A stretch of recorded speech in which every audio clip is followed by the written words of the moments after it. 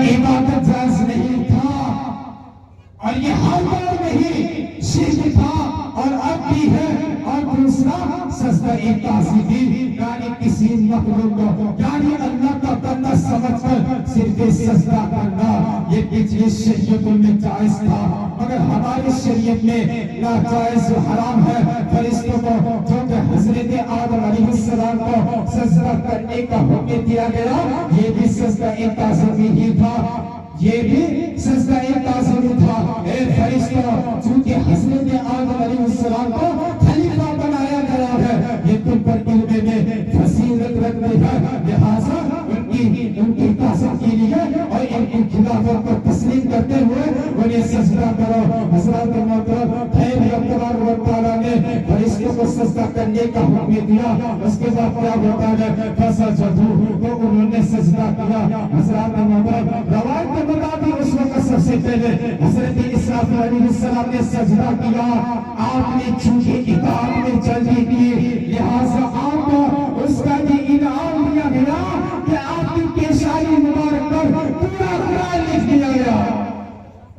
حضرات محترم اس سے ہمارے لیے سبق ہے کہ ہمیں بھی اطاعت میں جلدی کرنی چاہیے. ذہن میں یہ رکھیں کہ جلدی بازی نقصان دہ ہے. حدیث پاک میں اسے شیطان کا کام قرار دیا گیا ہے لیکن نیکی کے کام میں کبھی دیری نہیں لگانی چاہیے. اگر ہمارے دل میں نیکی کا خیال آ گیا ہے تو اب نیکی کا خیال آ گیا ہے تو نیکی کا خیال آ گیا ہے تو جلد نیکی پر بسے. اس لیے کہ اللہ پاک کی اطاعت کا سوا اپنی جگہ دکھانے اور کرنے کے اپنی ہی برکتیں ہیں منقول ہے. ایک مرتبہ حضرت ابو بکر صدیق رضی اللہ تعالیٰ عنہ غسل خانے میں تھے. اپنے کپڑے سرکا کرنے کا خیال آیا فوراً پردے کا اہتمام کر کے باہر تشریف لائے. اپنے کپڑے سرکا کر دیے پھر واپس اندر چلے گئے. جب فارغ ہو کر تشریف لائے تو کسی نے عرض کیا کہ کپڑے کھیلا کرنے کی ایسی بھی جلدی کیا تھی. تو آپ نے فرمایا کہ مجھے خوف ہوا کہ شیطان میرے ارادے کو تبدیل نہ کر دے. سبحان اللہ. ہمیں بھی اطاعت میں جلدی کرنی چاہیے. رب تبارک و تعالیٰ ہمیں عمل کی توفیق عطا فرمائے. حضرات محترم رب تبارک و تعالیٰ کا ارشاد پاک ہے الا ابلیس ابا واستكبر وكان من الكافرين. مگر ابلیس نے انکار کیا تکبر کیا اور کافر ہو گیا.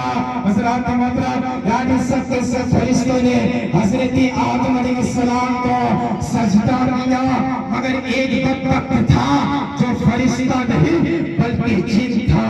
فرشتوں کے ساتھ رہتا تھا اور اس نے انکار کیا.